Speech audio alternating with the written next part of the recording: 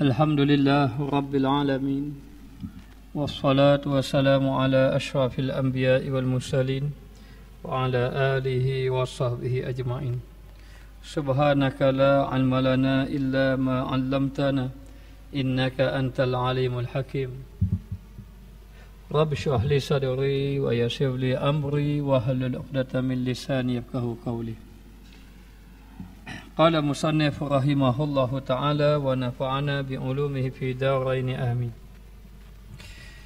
Pada minggu lalu kita ada membicarakan mengenai rezeki yang berada di tangan Allah Subhanahu wa taala. Maka orang yang menyerahkan diri kepada Allah, dia akan merasa tenang hatinya kerana hartanya itu di dalam khazanah Allah. Maka dia sudah tidak rasa sibuk ataupun rasa ragu-ragu. Maka dia ini akan menyibukkan dirinya dengan melakukan ibadat kepada Allah, dan harta yang Allah Ta'ala berikan kepadanya dia akan gunakan mengikut kehendak Allah Subhanahu Wa Ta'ala.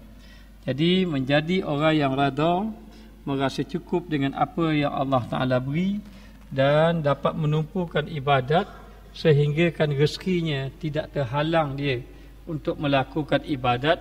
Maka inilah dikira orang yang baik, yang saleh, dan inilah yang dilakukan oleh orang-orang terdahulu. Mereka tidak menjadikan rezeki itu penghalang untuk melakukan ibadat kepada Allah Subhanahu Wa Taala. Baik, kita sampai muka surat 44 pasal pada menyatakan munajatul haqqi subhanahu wa ta'ala bagi hambanya atas lidah hawatif haqa'iq, pada menyatakan hal kelakuan tadbir rezeki. Jadi nak beritahu mengenai maknanya rajuan ataupun kehendak doa orang kepada Allah Subhanahu Wa Taala, dan Allah Taala juga meminta kepada hamba-Nya agar dia ini duduk di dalam hamba Allah. Maka dikatakan hal kelakuan tadbir rezeki, yakni yang berkaitan dia munajat kepada Allah, meminta kepada Allah, dan Allah Taala juga hendak apa yang kita lakukan mengenai tadbir rezeki ini. Hai hambaku, hai hamba, engkau lontarkan pendengaran itu dan engkau melihat datang akan dikau kurnia daripada aku. Maka sesungguhnya Allah Ta'ala telah memberi pendengaran dan Allah Ta'ala beri pelihatan, dan itu kurnia itu daripada Allah. Dan engkau sungguh mendengarnya hati engkau, maka bahawasanya aku tiada jauh pada engkau ilmuku. Maka sesungguhnya Allah Ta'ala telah mengetuk hati kita, ataupun kita juga dengan hati kita ini dapat menerima segala kurniaan Allah, dan bahawasanya kata Allah, aku tidak jauh pada engkau, dan Allah Ta'ala ini hampir dengan kita. Kalau hampir dengan kita, bagaimana orang yang maha kaya, Allah Ta'ala yang maha kaya itu hampir dengan kita, dan kita merasa kita hampir dengan Allah. Maka nescaya kita akan mengikut kehendak Allah, dan kita akan meminta-minta dengan Allah Subhanahu Wa Taala. Kalaulah orang kaya duduk sebelah kita pun kita dah rasa tenang, tak ada apa-apa, dia ada sebelah. Kita berjalan, orang tu kata mai kita pergi ke Kuala Lumpur contohnya, yang ajak kita ni orang ada harta kaya, kita tak ada apa, kita pun pergi, hati kita tenang dah kalau kita tahu dia ni orang yang baik, dia ni ada harta dan dia akan jamin keadaan kita, kita sudah tenang. Apatah lagi yang bersama kita itu adalah Allah Subhanahu Wa Taala. Cuba kamu fikir, dengar betul-betul, lihat betul-betul, dan baca dengan hati kamu bahawa sesungguhnya Allah Ta'ala itu tidak jauh daripada kita. Pada engkau ilmuku, dalam pengetahuan Allah, semuanya dalam pengetahuan Allah. Hai hamba, adalah aku bagi engkau tadbir. Wahai hamba, akulah yang mengurus kamu. Ada pun yang kita dapat rezeki sikit sebanyak, semuanya Allah Ta'ala beritahu, wahai hambaku, sesungguhnya akulah yang mentadbir kamu. Jadi Allah Ta'ala mentadbir. Tadbir apa di antaranya? Banyak, semuanya Allah Ta'ala tadbir. Tidak ada tadbir kita sendiri, tidak ada. Hatta rezeki, kita banyak bahas tentang rezeki dalam kitab ini. Maka rezeki yang kita dapat itu, itulah tadbir Allah kepada diri kita. Begitulah Allah Ta'ala tadbir kepada kita tentang rezeki kita. Begitu juga Allah Ta'ala tadbir tentang rezeki isteri kita, anak-anak kita, cucu cicit kita. Hanya kita hari ini duk susah ke anak kita. Nak makan apa besar-besar. Nak makan apa cucu kita besar-besar nanti. Padahal kita tidak susah hati mengenai adakah anak kita ini benar-benar hamba pada Allah ataupun tidak. Jadi kita dah susah. Anak aku ni lagi besar-besar. Apa yang dia nak makan? Bagaimana kehidupan dia? Susah ke senang sahut nanti dia besar. Kita dah susah mengenai akan datang kehidupan dia. Kehidupan yang kita susah itu kehidupan yang telah ditakbir oleh Allah. Maknanya, dan kita tidak tahu bagaimana kehidupan dekat negeri akhirat. Amalan kita bagaimana, begitu juga anak kita. Maka disusahkanlah kita dengan tadbir kepada anak kita agar menjadi hamba kepada Allah. Ibnu Mas'ud katanya, bila dia nak mati, dia tanya, apa yang kamu tinggal harta pada anak kamu? Katanya, aku tinggal surah Waqiah kepada anak aku. Kerana apa? Kerana Nabi sebut dah, sesiapa yang sentiasa membaca surah Waqiah, maka dia ini dijauhkan daripada fakir. Dia ini dijauhkan daripada kesusahan. Dimurahkan rezeki. Jadi katanya aku sudah tinggal tentang itu, aku tinggalkan dia suratul Waqiah. Maka dikatakan bahawa akulah takbir, kata Allah. Hai hamba, adalah aku bagi engkau takbirkan. Aku takbir. Aku dah takbir, kata Allah, takbir segala urusan kamu. Hatta makan minum. Kita gitulah. Kita tak fikir pun esok kita nak makan apa. Kita tidur malam saja. Tak esok dah fikir esok nak makan apa. Tapi esok ada tak makanan? Ada. Bahkan kalau kita rancang pun tak jadi pun. Kadang-kadang kita rancang. Lagi nak makan nak makan mi goreng lah, kedai tu makan. Dah molek, malam ni ada molek contohnya. Lepas tu ada orang sedia makanan. Tak jadi sekarang makan dekat kedai tu. Maknanya Allah Ta'ala telah mengatur kedudukan kita. Maka dikatakan bahawa Allah Ta'ala takbir. Aku bagi engkau takbirkan dahulu daripada ada engkau mentakbir nafsu engkau. Aku takbir kamu ini, aku urus sebelum daripada kamu ada, sebelum daripada kamu ikut hawa nafsu kamu. Maka Allah Ta'ala lah yang mentakbir kita, menentukan segala-galanya. Sehingga kan bagi orang yang benar-benar faham, yang Allah Ta'ala bagi dia melihat dengan mata hati, bila dia tahu macam itu, dia sudah tidak rasa susah hati lagi.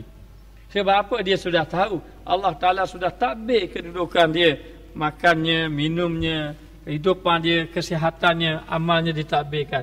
Apabila saja Allah Ta'ala telah mentakbir kepada kita tentang urusan rezeki, urusan kehidupan dunia, maka kita pula, tadi itu Allah dengan kita. Allah dengan kita, Allah Ta'ala beritahu kehendak Allah mengenai Allah Ta'ala, maka Allah Ta'ala mentakbir kita, beri oksigen, beri pernafasan, beri kehidupan, beri lagi makanan, beri pakaian, beri lagi kesihatan. Allah Ta'ala beri. Itu Allah Ta'ala beri kepada kita. Kita sebagai hamba, bagaimana kalau orang tu beri sesuatu pada kita? Takkan kita buat tak tahu je? Orang tu jumpa kita, dia bagi. Lepas tu berbagi, tiba-tiba kita dia panggil pun kita tak jawab. Mana?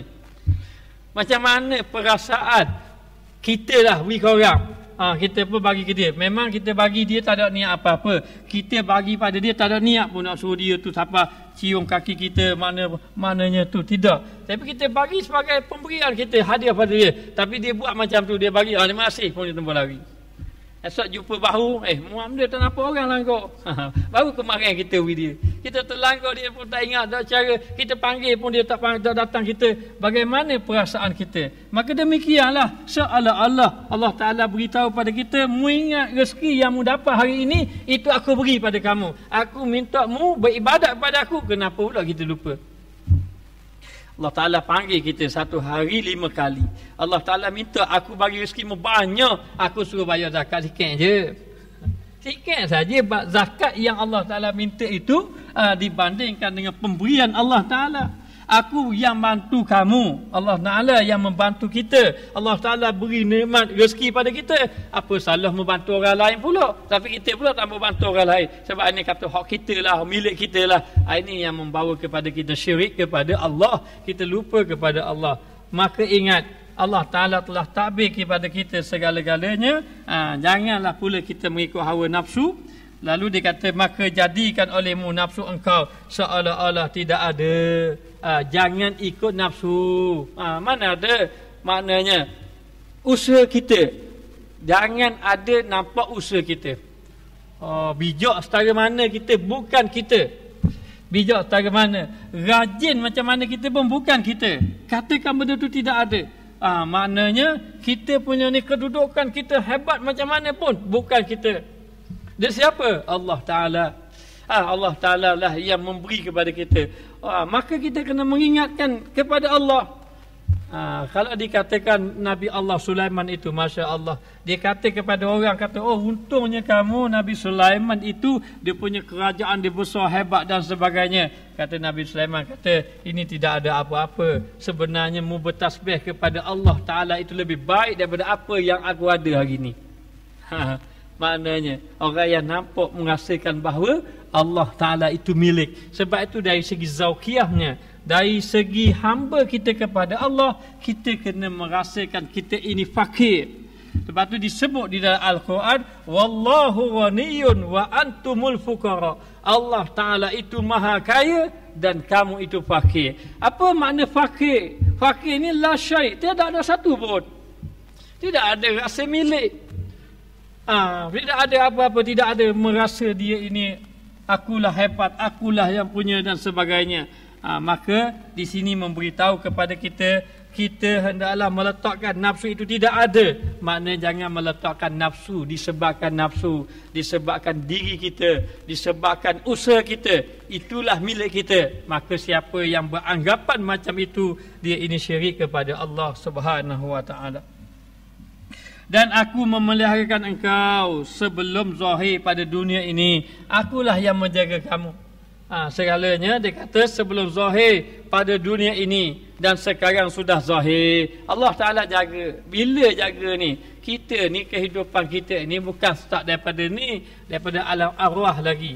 Kemudian daripada alam rahim. Alam rahim pun, yang ada alam rahim itu diletakkan di tempat yang kukuh dalam Quran. Kata tempat yang kukuh, yakni di alam rahim.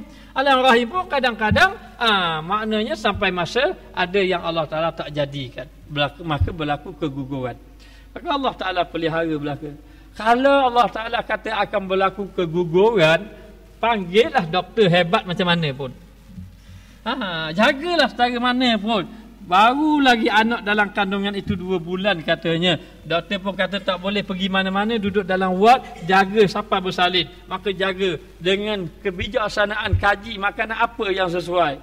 Maknanya lepas tu beri makanan obat vitamin apa yang sesuai. Mengikut kajian doktor, nak jaga anak dalam kandungan begini. Kalau Allah Ta'ala kata gugur juga. Maknanya lemah kita ini, lemah sebenarnya. Maka merasakan diri kita lemah dan melihat bahawa Allah Ta'ala itu berkuasa, maha kaya, maha bijaksana, sehingga kan lebur diri kita. Wasallah, tak ada benda-benda kita. Yang ada hanya Allah. Itu dia hakikat tauhid pada Allah. Maknanya. Lalu dikatakan bahawa Allah Ta'ala lah yang menjaga kita, memeliharakan kita. Dulu kita tidak ada, sekarang sudah zahir. Sudah zahir. Allah Ta'ala zahirkan kita daripada tiada kepada ada. Sebenarnya di dalam peliharaan aku, dan start daripada kita lahir sampai kepada kita ini mati kembali, semua dalam pemeliharaan Allah. Kadang-kadang kita diuji oleh Allah. Bila kita ini kadang-kadang ketika mana kita lalai pada Allah, Allah Ta'ala beri nikmat banyak. Tiba-tiba saja kita nak beribadah, Allah Ta'ala tarik nikmat. Ada juga begitu. Maka kita jangan nampak maknanya sebab kita melakukan ibadah inilah menyebabkan rezeki kita hilang. Bukan. Rezeki kita hilang ini adalah disebabkan Allah Ta'ala telah menentukan, mentadbir. Kadang-kadang kita susah. Bila kita susah, kita rajin berusaha. Bila rajin berusaha, berjaya. Maka kita meletakkan kita ini berjaya dengan sebab usaha. Ini pun syirik juga. Sebenarnya usaha tak beri kesan. Kita berjaya ini adalah Allah Ta'ala tetap berjaya kita ni. Okey, Allah Ta'ala tetap. Kamu ini orang yang berjaya. Masa sekolah dulu belajar pun pressure tu, kalau ada 30 orang, 30 tu milik dia. 30/30 maknanya. Tak boleh dah. Belajar dah cikgu kata Allah benarnya susahnya. Akhir sekali jadi jutawan, jadi orang kaya, jadi orang berjaya. Ramai mana orang-orang yang akalnya masa dia belajar, dia bukan orang cemerlang, bukan orang bijak, bukan orang hebat, tapi tiba-tiba menjadi orang yang terhebat.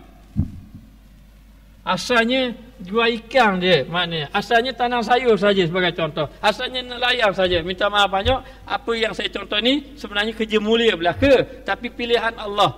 Maknanya tiba-tiba daripada kerja yang macam itu, ataupun dia jual burger saja sebagai contoh, tiba-tiba menjadi jutawan. Jadi jutawan bangunan besar-besar.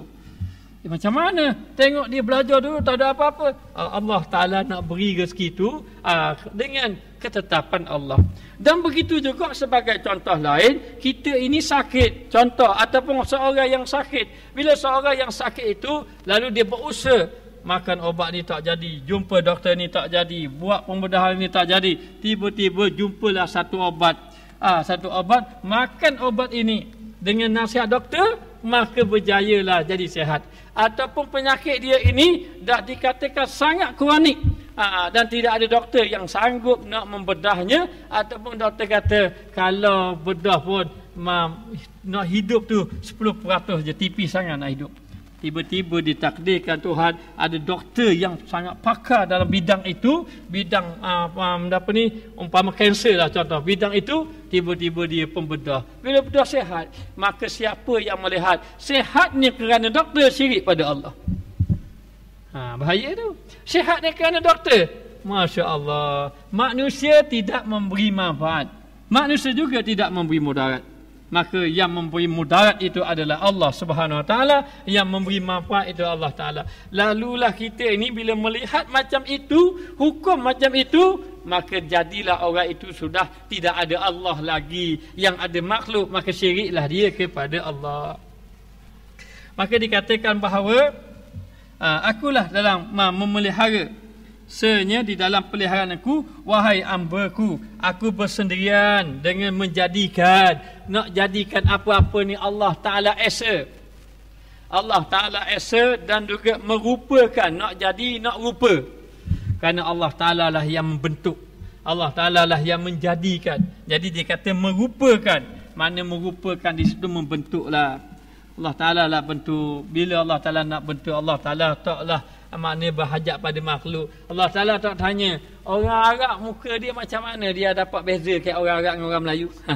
Tak ada. Allah Ta'ala tak tanya pun kita. Inna khalaqnakum min zakarin wa unsa. Kami, kata Allah, yang menjadikan kamu lelaki perempuan. Kami itu siapa? Kami itu Allah Ta'ala. Adakah syirik dengan Allah? Ada sekutu? Adakah yang lain sama dengan Allah? Tidak. Inna khalaqnakum min zakarin wa unsa. Allah Ta'ala jadikan lelaki dan perempuan. Lelaki perempuan ini pilihan Allah. Jangan marah, mana jadi lelaki? Orang perempuan mana jadi perempuan? Tak jadi lelaki, yang lelaki jadi perempuan. Mula tukar jantina. Contohnya. Maka nak beritahu, Allah Ta'ala kata, aku yang tetapkan lelaki perempuan. Dan tidak ada doktor yang boleh letak. Mana anak ibu yang bersalin, yang hamil itu, minta maaf. Tu ada anak perempuan, ada kota lagi satu. Nak perempuan ke nak laki-laki pernah dah. Terpaksa ambil perempuan. Tidak ada begitu. Lepas tu wa qabail, Allah Ta'ala tentukan kabilah-kabilah. Kabilah-kabilah. Kalau orang tanya, Ustaz kalau keturunan nak keturunan apa? Ya memang nak keturunan Arab, keturunan Nabi, kalau boleh pilih. Tapi tak boleh pilih. Allah Ta'ala tetap dah begini. Hanya Allah Ta'ala sebut, ya aku tetap laki perempuan, aku letak kabilah-kabilah, tapi inna akramakum indallah atqakum. Sebenarnya bukan masalah kabilah itu, bukan masalah keturunan itu, bukan masalah lelaki perempuan. Yang paling utama adalah takwa kepada Allah Subhanahu Wa Ta'ala. Lalu dikatakan bahawa aku sendiri yang menjadikan dan aku merupakan engkau, yakni aku membentukkan engkau, dan akulah yang bersendirian dengan hukum, maka akulah yang menetapkan segala ketetapan. Allah Ta'ala sudah tetapkan belaka, maka jangan petikaikan Allah. Maknanya kesian dia.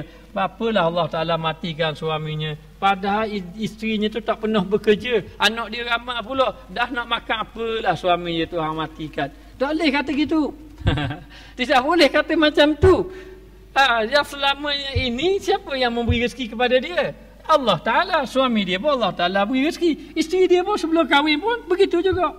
Maknanya, maka kamu sebelum jadi ayah, jadi anak. Anak siapa beri rezeki? Semuanya Allah Ta'ala lah yang memberi rezeki. Maka sebenarnya diletakkan bahawa sesuatu hukum, sesuatu yang berlaku itu Allah Ta'ala, bukanlah kepada makhluk. Hanya dari segi pegangan ahli sunnah wal jamaah, kita kena faham. Kita kena meletakkan perbuatan makhluk ini tidak memberi kesan, tidak memberi bekas. Ini kena faham. Maknanya, baru saya teringat dulu kan, ada seorang tu dia jual mata cincin. Dia beritahu, dia kata, siapa yang pakai cincin yang dia jual ini, kalau lah dia tak ada harta, dia makan ada harta. Kalau dia payah belajar, dia makan jadi mudah belajar. Kalau orang benci ke dia pakai cincin, jadi orang berahi ke dia. Kalau dia nak belanggar, pakai cincin, jadi tak belanggar. Masya Allah. Maknanya, jangan kita tentukan sesuatu. Yang menentukan sesuatu itu Allah. Allah Ta'ala. Bahkan kita kena meletakkan bahawa cincin ini apa saja, tak ada apa pun. Hanya sekadar kalau besi-besilah, kalau perak-peraklah. Kalau batu mata itu sekadar batu. Batu dengan besi, dengan perak, apa dia? Tak ada apa-apa pun. Tetapi yang menentukan itu Allah Ta'ala. Bila Allah Ta'ala nak tentukan, Masya Allah, bahkan minum air masak pun jadi sihat. Maknanya, sakit itu memang kronik sangat, kena buat pembedahan pergi luar negara, tiba-tiba biar air masuk saja, bacanya ayat syifa aja, baca-baca sembuh, pasal serah pada Allah Ta'ala. Siapa yang menyembuhkan penyakit? Allah. Maka kena letak yang menyembuhkan penyakit itu Allah, dengan arti kata makhluk itu tidak memberi bekas. Ini tauhid kita kepada Allah. Lalu dikatakan bahawa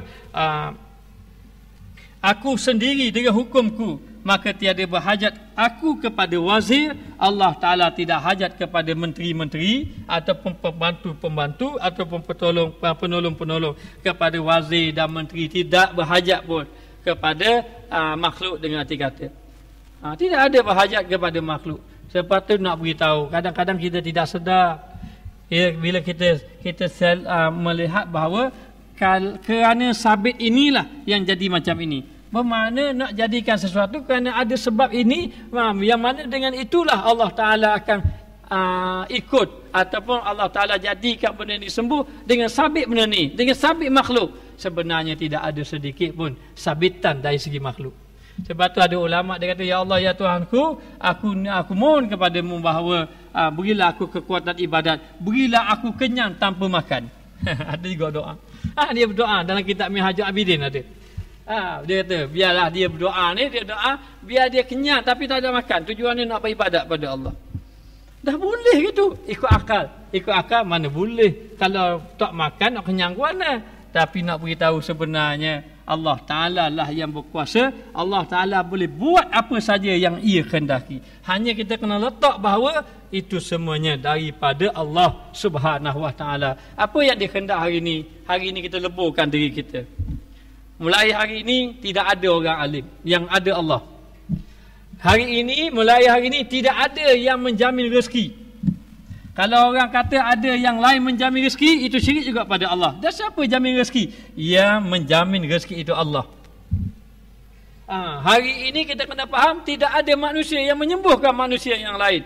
Yang menyembuhkan itu adalah Allah. Maka kita hanya boleh bercakap dari segi zahir sahaja. Zahirnya apa? Orang inilah yang memberi rezeki pada saya. Maka zahir itu hanya sekadar lidah kita, pegangan hati kita Allah. Maknanya, maka kita mesti berusaha.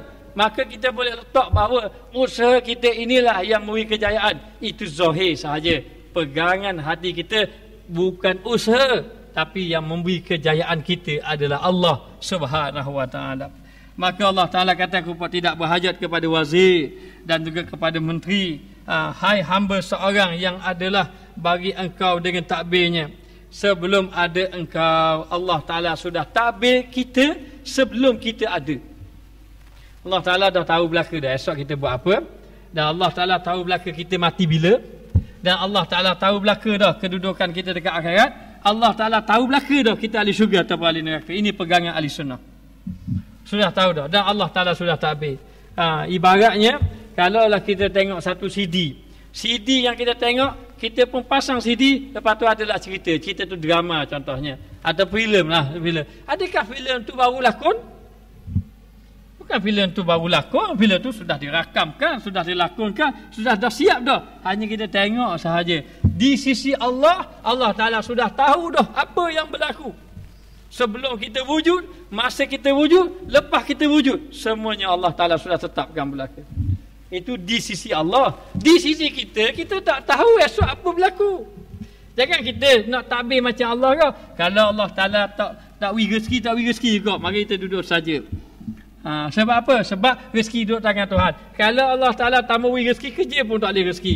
Kita mana tahu esok kan apa berlaku. Maka Allah Ta'ala kata, mu jangan takbir bersama-sama dengan Allah. Allah Ta'ala takbir apa segala urusan kita, kamu takbir dengan cara kamu saja. Maksud dia, kerja kena kerja. Dapat rezeki bersyukur kepada Allah Ta'ala, ibadat jangan ditinggalkan. Maka melihat semuanya itu datang daripada Allah. Adapun di sisi Allah, Allah Ta'ala telah tetap berlaku segala-galanya. Maknanya. Lalu dikatakan bahawa Allah Ta'ala ini berkuasa takbir sebelum ada engkau, sebelum ada lagi kita. Maka jaga-jaga dengan kata-kata. Kalau tak ada sabit aku, susah kamu. Ini boleh syirik juga. Jaga jangan kata kerana akulah yang kalau tak ada aku jadi susah kamu. Tak boleh begitu. Akulah yang dapat membantu kamu. Kalau tak ada orang lain, tak ada aku, susahlah kamu. Tidak. Allah Ta'ala telah menetapkan segala-galanya. Maknanya. Dan tak boleh juga kita kata Allah menyesal pula.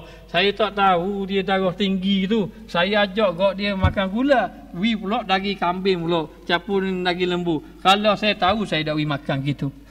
Ini pun tak boleh juga. Tidak boleh. Sebab apa? Sudah ditetapkan. Iza ja'a ajaluhum la yastakhirun sa'atan wa la yastakdimun. Apabila sampai ajal, tidak dilewatkan sesaat, tidak didahulukan sesaat. Apabila sudah tetap berlaku. Kalaulah nak berlakunya kematian, tak ada apa-apa pun, tak sambil makan pun mati.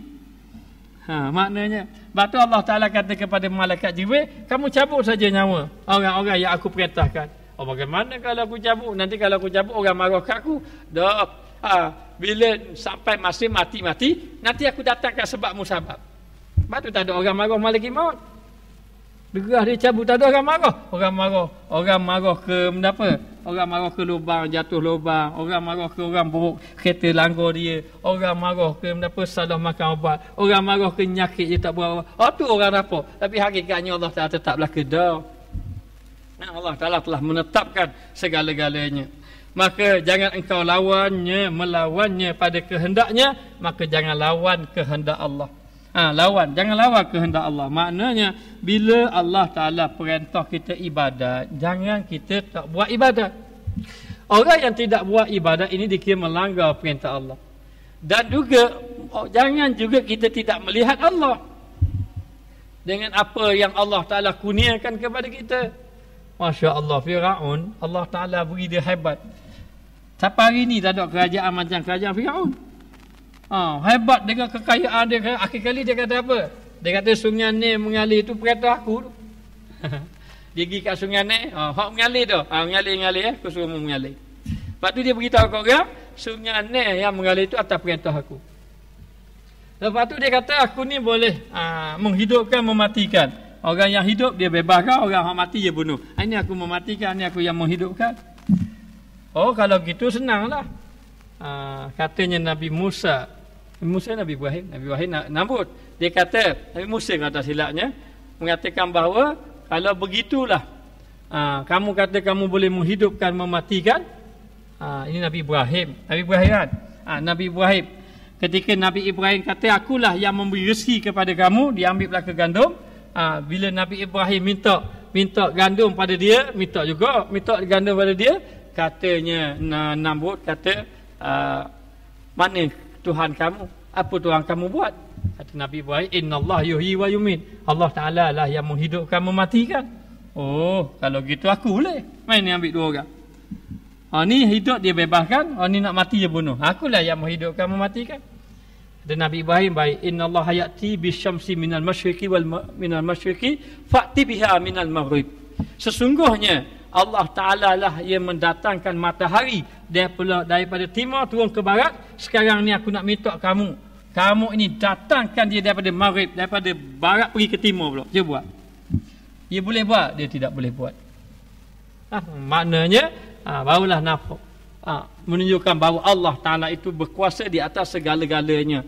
Tapi itu namun ada pun Fir'aun kata ana rabbukumul a'la. Ada lagi berat.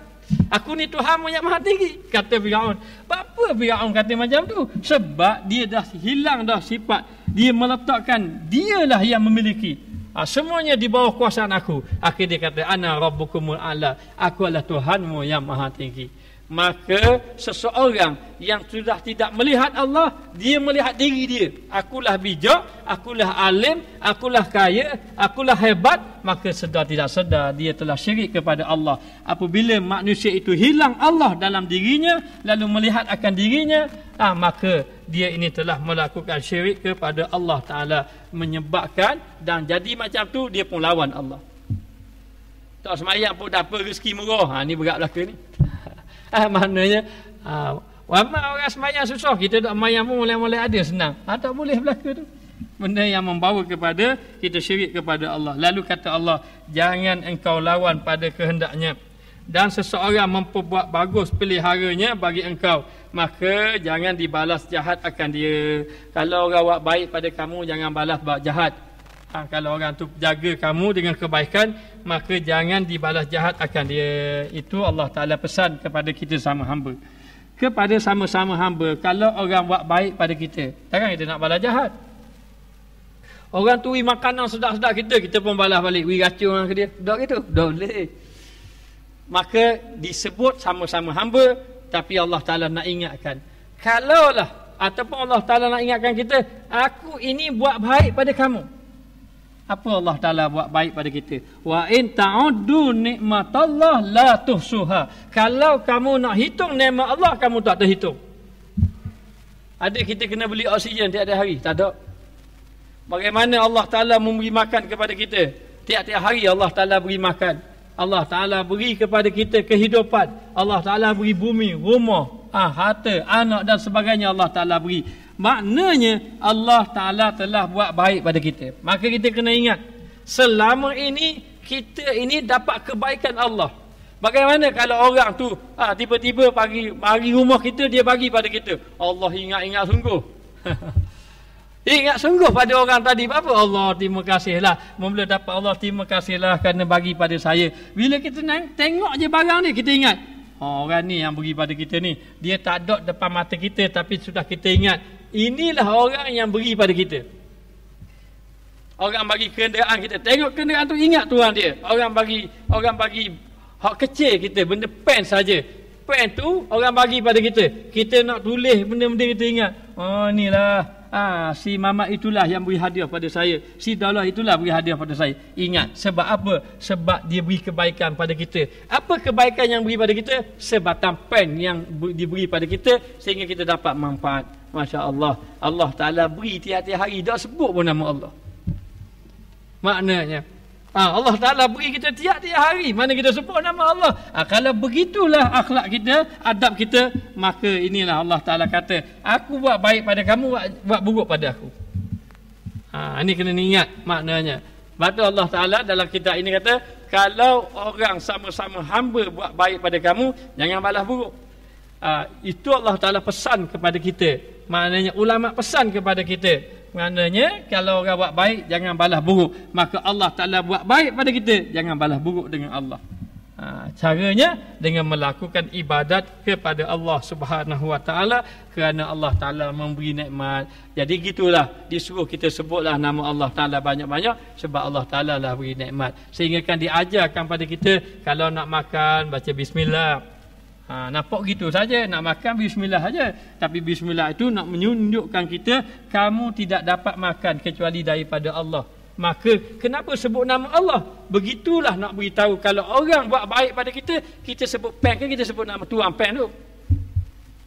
Ada kita orang tu bagi pen, dia panggil Parker contohnya. Kita pun tengok, Parker, dah ingat ke Parker dah. Kita tak sebut pen, kita sebut apa? Kita sebut tuan pen. Allah, inilah Mamat yang beri saya pen ni. Saya teringat tu. Sama ada secara lisan ataupun dalam hati ingat.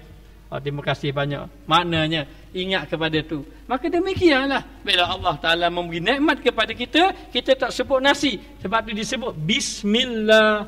Masa nak makan tu dia bismillah dengan nama Allah. Maka sebab apa? Sebab nak ingatkan kita, mu tak boleh makan nasi ini, mu tak boleh makan makanan ini kecuali ke pemberian Allah. Bila Allah Ta'ala beri, Allah Ta'ala nak suruh kita ingat pada dia. Maka dengan sebut nama dia, bukan sekadar sebut saja, dengan sebut itu akan ingat hati kita. Dengan ingat hati akan menyebabkan kita buat baik dengan Allah. Buat baik dengan Allah, ingat Allah Ta'ala tidak berhajat dengan kebaikan kita. Maksudnya kalau habis ibadat kita tak bertambah kerajaan Allah. Tapi sebagai adab kita kepada Allah, kita kena buat baik dengan Allah, yakni dengan menyebut nama Allah, dengan bersyukur dengan Allah, dengan melakukan ibadat kepada Allah Subhanahu wa taala. Maka dikatakan jangan dibalas jahat akan dia. Hai hamba, hendaklah engkau bagus hati dan sangka daripada aku atas engkau. Hendaklah engkau baik hati engkau pada Allah dan baik sangka kamu pada Allah. Kita ni bila baik sangka ni? Bila Allah Ta'ala beri nikmat. Allah murahnya Allah Ta'ala beri nikmat pada kita, masa baik. Bila dapat nikmat, bila Allah Ta'ala beri ujian, bapalah saya je kena, orang lain tak kena. Inilah sifat kita. Sifat kita ni cepat lupa dengan Allah. Sifat lupa dengan Allah Ta'ala. Lalulah dikatakan bahawa hendaklah kita ini baik sangkalah dengan Allah. Ingat, kena faham begini, Allah Ta'ala itu maha baik. Tidaklah orang yang baik itu kecuali dia buat benda baik. Betul tak? Kalaulah masuk seorang yang baik dalam masjid yang suka berzikir baca Quran, berzikir baca Quran, tiba-tiba kita ini duduk kat dalam masjid. Bila kita keluar dalam masjid, tengok-tengok, duit kita tak. Kita masuk tengok dia duduk berzikir. Kita kenal dia orang baik. Kita akan kata, ni curi duit aku, dok ada. Sebab kita kenal dia orang yang baik. Dia orang yang baik. Allah Ta'ala, dia buat sesuatu pada kita. Kadang-kadang kita senang, kadang-kadang kita susah, kadang-kadang kita sihat, kadang-kadang kita sakit. Susah, senang, sihat, sakit, kita kena ingat Allah Ta'ala maha baik. Saya teringat Ali Zainal Abidin, cicit Rasulullah sallallahu alaihi wasallam. Satu hari ada seorang tu, dia ini duduk di satu tempat di dalam masjid. Kemudian ada orang bagi duit ke dia, satu oncang. Pergilah, maka duit ni dia bawa pergi ke masjid. Dia sangkakan dia bawa duit tadi pergi ke masjid. Kemudian dia ini pun lepas pada itu dia pun balik. Bila dia balik saja, tiba-tiba dia cari duit tak ada. Dalam uncan tu kalau tak silap ada 100 dinar emas, kalau tak silap. Kisahnya begitulah, lebih kurang. Dia balik tengok duit tidak ada. Dia pun pergi balik. Dia tengok Ali Zainal Abidin ini tengah sembahyang. Dia pun tunggu. Dia mari fikir dalam hati, orang ni walau sembahyang, padahal ambil duit aku. Maka orang ni walau sembahyang ni ambil, supaya orang tak kata dia apa ni, dia ni ambil duit aku, tapi aku tahu ni dia walau sembahyang je ni. Dia kata. Maka dia tunggu sampai Ali Zainal Abidin ni habis sembahyang. Bila habis sembahyang, dia terus tuduh. Dia pun marah. Mu jangan walau sembahyang lah, jangan buat baik lah. Aku nak tanya, mana duit aku, tolong serahkan aku. Dia pun tanya, duitmu banyak mana hilang? Lebih kurang dalam 100 dinar emas. Dah kalau macam tu, mari ambil aku atas mula. Atas mula. Dia pun pergilah balik. Dia kata, dah walau sembahyang, aku tahu dia ambil duit aku. Dia pergilah balik. Bila bawa balik, Ali Zainal Abidin ni ajak dia balik. Betul dalam karung. Piti. Dia tengok. Bagi. Bila bagi, uncang dia karung dia memang tak sama. Bagi kira-kira cukup 100. Dia pun lega. Dia kata, rupanya mu ambil masih baik mengaku. Dia pun balik. Dia balik bawa duit tadi. Bawa duit sampai kamu tengok, ada setarang duit dia. Jumpa tu. Dia pun terkejut. Rupanya ada letak atas ni, salah letak. Dia pun rasa, dah yang aku pergi marah-marah orang tu, dia pula tak kata benda, tak apa aku tak ambil, tak marah. Tapi dia molek-molek ada tu ambil duit. Macam lalu macam dia mengaku saja. Dia tengok ternyata duit yang dia kata hilang, rupanya dia tinggal kat rumah dia. Tinggal kat rumah dia dan duit duit yang orang tu bagi tu memang bukan duit dia. Duit orang tadi dia pun pergi. Nak pergi rumah orang tu dia tanya, siapa orang tu tu? Oh, itulah dia Ali Zainal Abidin, cucu ataupun cicit baginda Rasulullah. Allah dia menyesal. Dia keluar dia pergi rumah, dia ketuk pintu, Ali Zainal Abidin buka, dia terus menangis lalu, minta maaf banyak-banyak lah. Kata bapa pula minta maaf. Oh, saya ni buat jahat pada kamu, saya tu begitu-begitu tu dia minta maaf. Kata Ali Zainal Abidin, dia kata, aku masa mu marah aku mula-mula tu memang aku dah maaf dah mu. Dan kalau begitu aku bagi balik duit kamu. Kata Ali Zainal Abidin, tak payahlah. Memang aku hadiah pada kamu. Mu ambil duitmu ni, mu capur, nanti duitmu jadi berkat.